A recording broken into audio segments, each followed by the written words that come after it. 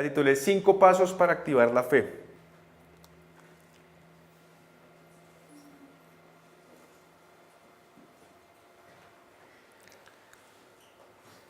Cinco pasos para activar la fe.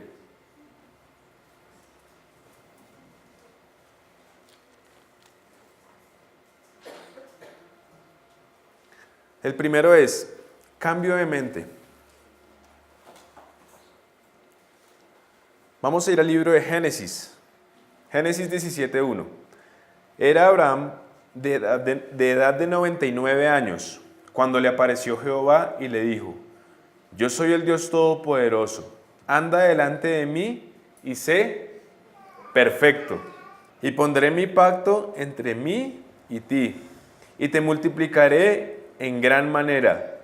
Entonces Abraham se postró sobre su rostro y Dios habló con él diciendo: he aquí mi pacto es contigo, y serás padre de muchedumbre de gentes. Y no se llamará más tu nombre Abraham, sino que tu nombre será Abraham, porque te he puesto por padre de muchedumbre de gentes, y te multiplicaré en gran manera, y haré naciones de ti, y reyes saldrán de ti, y estableceré mi pacto entre mí y ti, y tu descendencia después de ti en sus generaciones por pacto perpetuo, para ser tu Dios y el de tu descendencia después de ti. Y te daré a ti y a tus descendientes después de ti la tierra en que moras, toda la tierra de Canaán, en heredad perpetua, y seré el Dios de ellos. ¿Qué tiene que ver esto con un cambio de mentalidad?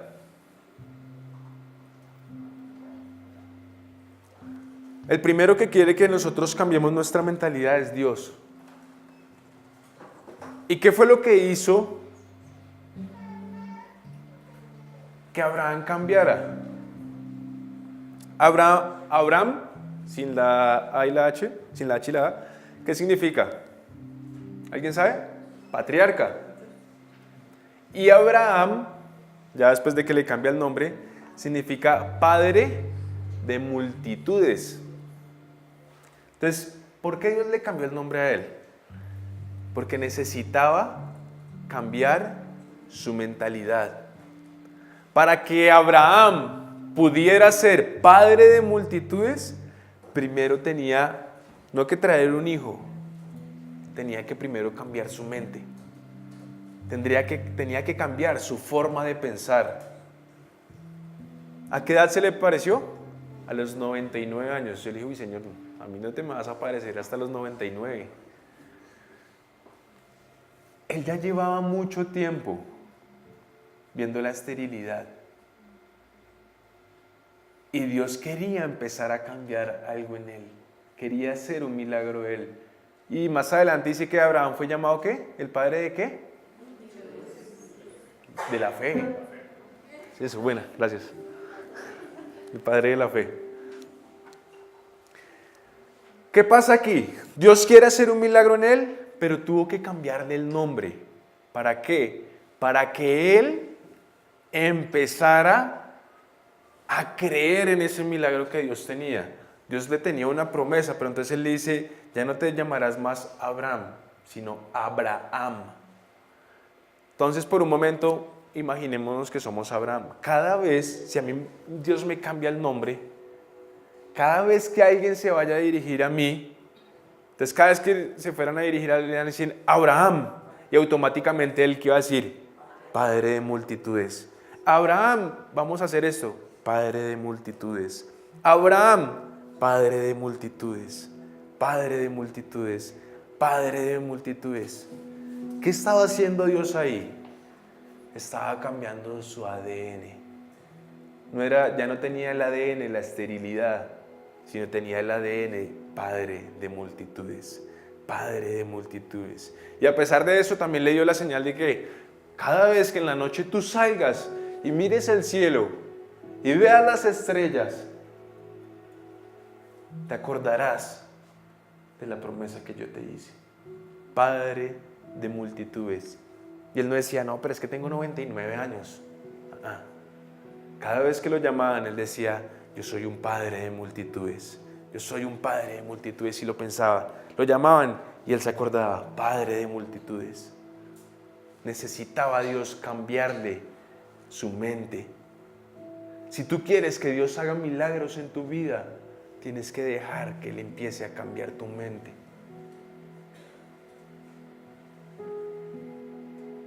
Porque la mente muchas veces actúa en contra de los milagros de Dios. Porque todo lo queremos entender. Porque todo lo razonamos. Porque el razonamiento nos dice que 1 más 1 es 2. Pero Dios nos dice 1 más 1 puede ser 1.000.000. Un día es como 1.000 años. Un año como 1.000 días. Así es Dios. No lo podemos razonar. Pero para que ocurra un milagro en nuestra vida tenemos que empezar a cambiar nuestra mente. Si tú empiezas a razonar todo y decir, no, esto no se puede dar porque es que no se dan las cosas, no me alcanzan los ingresos. Yo les contaba hace 8 días, no tenía ingresos, hice un pacto con mi esposa, hicimos un pacto. Mi mente en ese momento me decía, pero ¿usted cómo lo va a obtener? Pero mi corazón ardía y se movía y decía, hágalo, Andrés, hágalo. Y yo les conté, ya dentro de 15 días veo la respuesta a ese pacto. Veo la respuesta a ese actuar, a no dejarme llevar por la mentalidad, a no dejarme llevar por un pensamiento. Lo que la razón me dice, lo que el estudio me dice, lo que la ciencia me dice. ¿Cuántas veces la ciencia nos desbarata y dice, no, eso no es posible, es imposible? Pero ahí es cuando entra Dios. Moisés era el único que podía guiar al pueblo de Israel. ¿Por qué? Porque creció con una mentalidad de rey. Él fue el único que creció en palacio. Entonces, como él creció en palacio, esa era su mentalidad. Por eso él sabía, hey, Dios nos puede hacer libres, Dios nos puede llevar a algún sitio. Mientras que los otros, ¿qué tenían?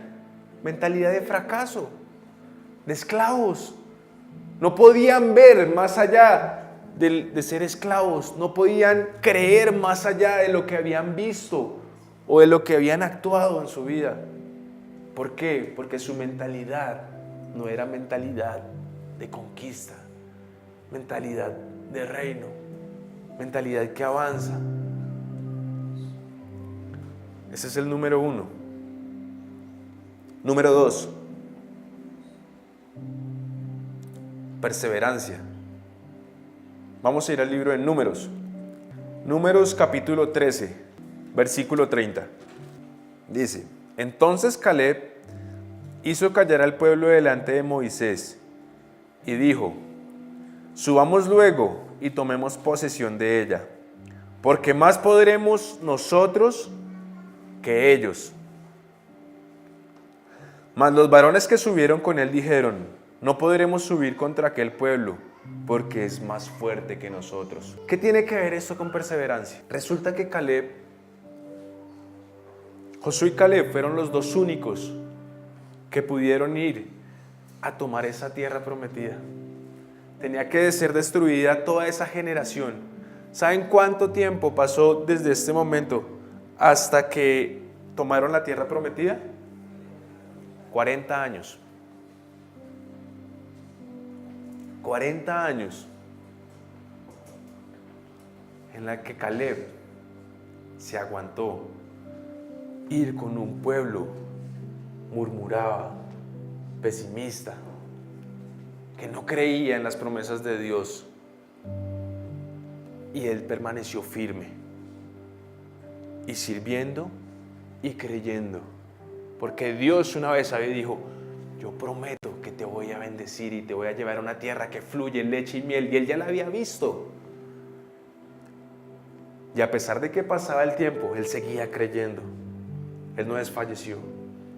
A pesar de que la circunstancia no le mostraba lo que realmente iba hacia la conquista, sino un pueblo que no quería nada, un pueblo que no avanzaba, él seguía ahí y seguía ahí, creyendo. Y él tenía claro que Dios los iba a llevar a ese lugar. Él tenía claro que Dios los iba a llevar y tuvo que esperar 40 años. Yo te digo, si tú hoy en día, si Dios te da una promesa, estás dispuesto a esperar 40 años por el cumplimiento. Posiblemente ya has perdido la fe. Posiblemente ni siquiera creas que esa promesa se va a dar. Caleb pudo haber creído, no, pero ya llevo 20 años con este pueblo quejambroso en el desierto. ¿Qué tierra prometida ni qué nada? Posiblemente, muchas veces su corazón quiso desfallecer, pero él se acordó de la promesa de Dios y dijo, yo confío en Él, voy a mantenerme firme hasta el final y voy a creer en Él. La perseverancia muchas veces va a hacer que tú puedas ver las promesas de Dios en determinado momento.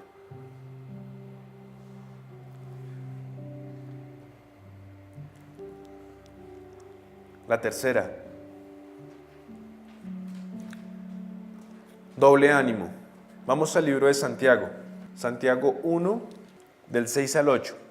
Dice, pero pida con fe, no dudando nada, porque el que duda es semejante a la onda del mar, que es arrastrada por el viento y echado de una parte a otra.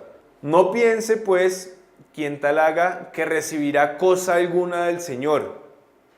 El hombre de doble ánimo es inconstante en todos sus caminos.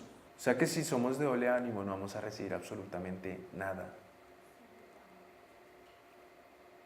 El doble ánimo hay que hacer referencia a que para algunas cosas sí creemos en Dios, pero para otras no. Para algunas cosas tú crees que Dios lo puede hacer, pero para otras crees que tu pensamiento, tu razonamiento lo va a hacer. Eso es ser de doble ánimo. Yo creo que aquí todos creemos que somos salvos, ¿cierto? ¿Y por qué no creemos que Dios nos puede dar una vivienda libre de deudas? Eso es ser de doble ánimo.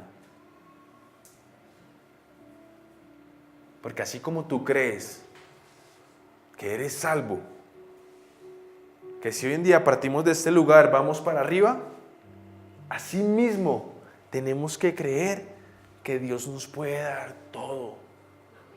Todo. La palabra dice que no escatimó nada, ni siquiera su propio Hijo. Si nos entregó a su Hijo, al más bello, ¿por qué no nos va a dar el resto de las cosas? Porque actuamos de doble ánimo. Porque muchas veces somos de doble ánimo y creemos para unas cosas sí y para otras cosas no. Creemos que hay salvación, pero muchas veces no creemos que Dios nos puede sanar. Estás actuando de doble ánimo. ¿Y qué dice la palabra? Que la persona de doble ánimo es ¿qué? Llevada de un lado al otro. Y se mueve de un lado al otro. O sea que es una persona que no tiene una visión. Que es una persona que no sabe para dónde va. Sino va para donde lo lleven. Eso es como cuando uno se mete al Transmilenio. Y lo van moviendo para un lado, lo van moviendo para el otro y lo empujan. Y ahí usted puede estar esperando ahí en la estación y llegaron los otros y lo fueron metiendo y no, yo no iba para ese, pero lo metieron, hermano.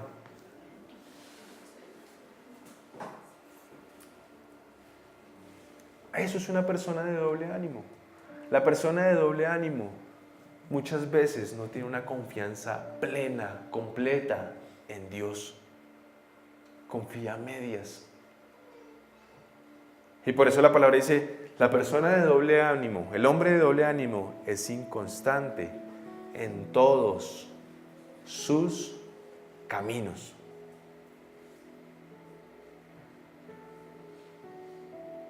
Porque uno ve en los hombres de la Biblia esa constancia. porque no eran de doble ánimo.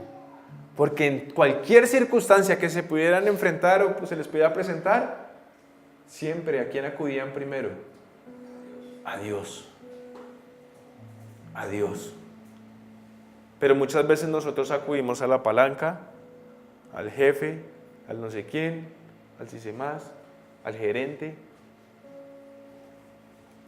en vez de acudir a Dios. Y eso te genera una inconstancia en tus caminos. Eso hace que seamos inconstantes en las cosas que emprendemos, porque no tenemos a Dios como primero, porque no confiamos completamente en Él, porque quedamos ahí volando. Vamos a ir al libro de Lucas, Lucas 7, versículo 1. Después que hubo terminado todas sus palabras al pueblo que le oía, entró en Capernaum.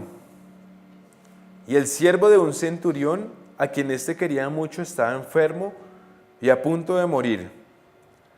Cuando el centurión oyó hablar de Jesús, le envió unos ancianos de los judíos, rogándole que viniese y sanase a su siervo. Y ellos vinieron a Jesús y le rogaron con solicitud, diciéndole: es digno de que le concedas esto, porque ama a nuestra nación y nos edificó una sinagoga. Y Jesús fue con ellos, pero cuando ya no estaban lejos de casa, el centurión envió a él unos amigos, diciéndole: Señor, no te molestes, pues no soy digno de que entres bajo mi techo, por lo que ni aún me tuve por digno de venir a ti, pero di la palabra y mi siervo será sano, porque también yo soy hombre puesto bajo autoridad y tengo soldados bajo mis órdenes. Y digo a este: ve y va, y al otro: ven y viene. Y a mi siervo: haz esto, y lo hace. Al oír esto, Jesús se maravilló de él, y volviéndose dijo a la gente que le seguía: os digo que ni aun en Israel he hallado tanta fe. Y al regresar a casa, los que habían sido enviados hallaron sano al siervo que había estado enfermo. Vamos a Mateo 8:18. Viéndose Jesús rodeado de mucha gente, mandó pasar al otro lado. Y vino un escriba y le dijo: Maestro, te seguiré a donde quiera que vayas. Y Jesús ahí le contesta. Vamos al versículo 23. Y entrando él en la barca, sus discípulos le siguieron, y he aquí que se levantó en el mar una tempestad tan grande que las olas cubrían la barca, pero él dormía. Y vinieron sus discípulos y le despertaron diciendo: Señor, sálvanos, que perecemos. Él les dijo: ¿por qué teméis, hombres de poca fe? Entonces levantándose reprendió a los vientos y al mar, y se hizo grande bonanza. Y los hombres se maravillaban diciendo: ¿qué hombre es este, que aun los vientos y el mar le obedecen? Lucas 5. Aconteció que estando Jesús junto al lago de Genezaret, el gentío se agolpaba sobre él para oír la palabra de Dios. Y vio dos barcas que estaban cerca de la orilla del lago.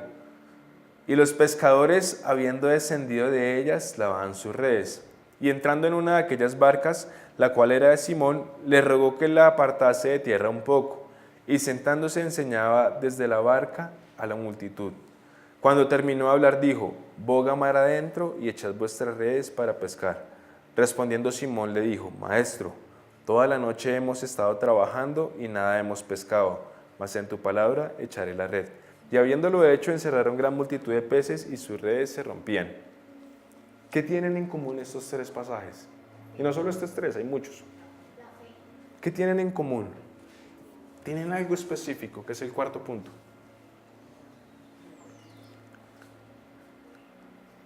Está el centurión. ¿Está quién más? Pedro. Y están los discípulos. ¿Qué tiene de común? Si leemos detenidamente cada pasaje, ahí dice algo. Dice que Jesús dio la palabra. Él dio una palabra en cada pasaje. El centurión, ¿qué le dice? Di la palabra. Después cuando salió, le dijo a los discípulos: vamos al otro lado. Y aquí que dice, Pedro, boga mar adentro. ¿Qué tenían en común? Una palabra de Dios, un rema de Dios. Cuando tú tienes un rema de Dios en tu vida, ocurren milagros. Y no dependen de ti, sino es porque Él dio la palabra. Porque si dependiera de nosotros, los discípulos, ¿qué dijeron cuando estaban en la barca? Señor, ayúdanos, nos ahogamos. No dependía de ellos. Una palabra rema cambia tu vida. Una palabra rema te da la salida a cualquier circunstancia. Pedro. Este pasaje de Pedro tiene muchas cosas. Dice que Jesús vio 2 barcas que estaban cerca de la orilla del lago y los pescadores, habiendo descendido de ellas, lavaban sus redes. Y entrando en una de aquellas barcas, la cual era de ¿quién? De Simón, llamado Pedro, le rogó que la apartase de tierra un poco y sentándose enseñaba desde la barca a la multitud. ¿Qué tiene este pasaje? Para que Pedro pudiera obtener esa pesca milagrosa, ¿saben qué hizo Pedro? Actuó.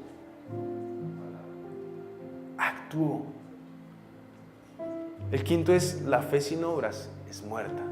Si tú no actúas, tú puedes decir que tienes fe, pero si no actúas no te sirve de nada. Ahorita cuando se acabe la palabra, vamos a orar por enfermos. Yo no sé si va a pasar algo, pero voy a actuar. Lo de hace 8 días, los pactos, es actuar. Estamos actuando, iglesia. No sé qué vaya a pasar, solo Dios lo sabe, pero estamos actuando. Porque sin fe, sin obras, la fe es muerta. Tú puedes decir, yo tengo fe, pero bueno, la palabra dice, bueno, pero muéstrame. A ver, tu fe sin obras, ¿qué es? No es nada. Pedro, ¿qué hizo? Jesús le dijo, préstame tu barca. ¿Saben qué estaba haciendo en ese momento Pedro? Estaba diciendo, toma, Señor, mi tesoro más precioso es para ti. Mi herramienta de trabajo, lo que yo tengo, mi todo, es para ti. Móntate.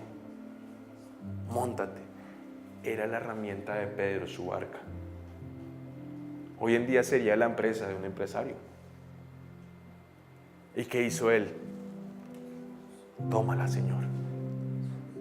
Si la necesitas, cógela. Móntate en ella. ¿Quieres que ocurran milagros? Entrégale a Dios aún lo que más deseas, lo que más amas. Puede ser tu familia, puede ser un trabajo, puede ser una empresa, pueden ser tantas cosas. Pero para que ocurriera este milagro ahí, Pedro primero tuvo que sembrar, actuar, dar. Él le dio algo a Dios. ¿Y Dios qué hizo? Le dijo, ve mar adentro. No, pero es que, Señor, toda la noche. Los pescadores, el mejor tiempo para pescar es en la noche. Es cuando más pescan. Hemos trabajado toda la noche ya. Si no lo cogimos cuando están la mayor cantidad de pescados, mucho menos a plena luz del día.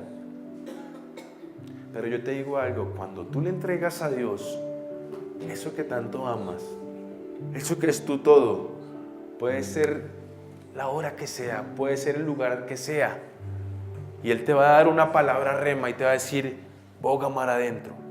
Ahí en ese momento se está gestando tu milagro. Ahí en ese momento se está gestando tu milagro. Yo les dije, nosotros no teníamos nada, pero ¿qué hicimos? Actuamos. Le dijimos, bueno, Dios, pues esto es lo que tenemos. Toma, lo pactamos contigo. Y ahí se empezó a gestar el milagro. Y él empezó, después dijo, ok, tú la quieres sin deudas, te la voy a dar sin deudas. Y así es. Y se acuerdan que yo les dije, y pacté por otra cosa. Y ayer me dijeron, venga, necesitamos que venga y firme para otro contrato. ¿Cuándo va a pasar? ¿Lunes o martes? Los pactos mueven la mano de Dios.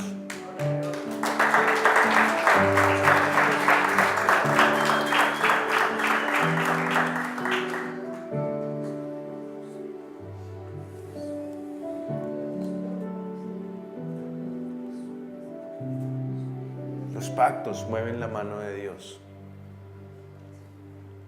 En el contrato que les dije que tenía, me querían quitar parte del trabajo. Y Dios peleó por mí y dijo, no, ese se lo dejan a Andrés. Yo, gracias Dios. Porque tú puedes mover la mano, tú puedes hacer algo, pero tienes que actuar, tienes que moverte. No solo sirve que tú lo creas en tu mente, tienes que actuarlo. El quinto punto es actuar. Santiago 2:18.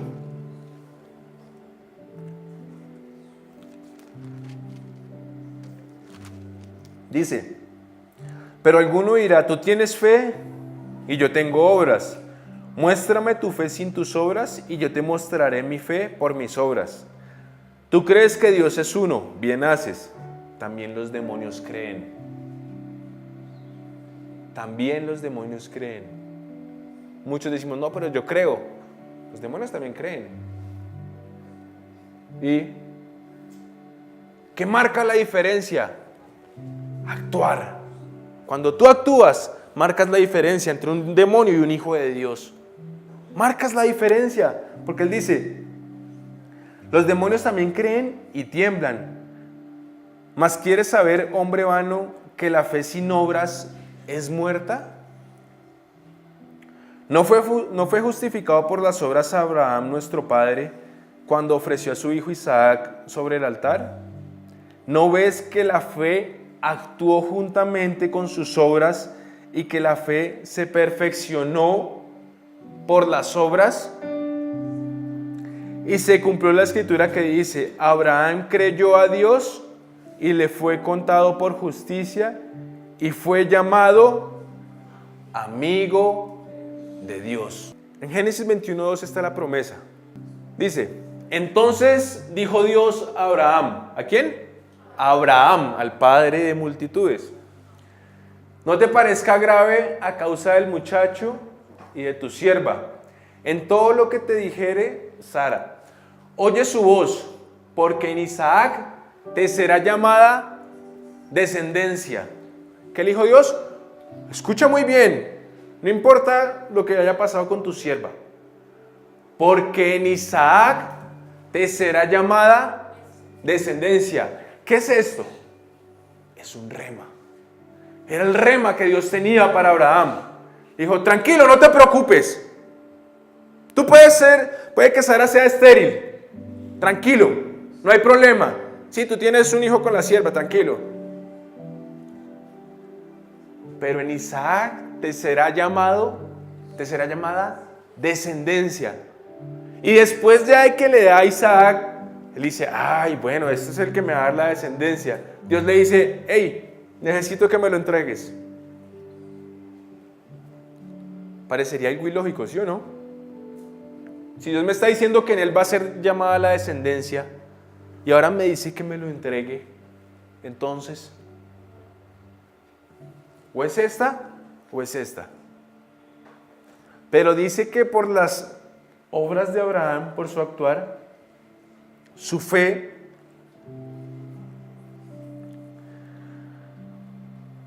¿no ves que la fe actuó juntamente con sus obras y que la fe se perfeccionó por las obras? En el momento en el que Abraham va a sacrificar a su hijo, su fe se estaba perfeccionando. Muchas veces en el momento de tribulación tu fe se va a estar perfeccionando. Y entonces él sabía que así sacrificar a su hijo, Dios tenía el poder para resucitarlo. ¿Por qué? Porque le había dado una palabra.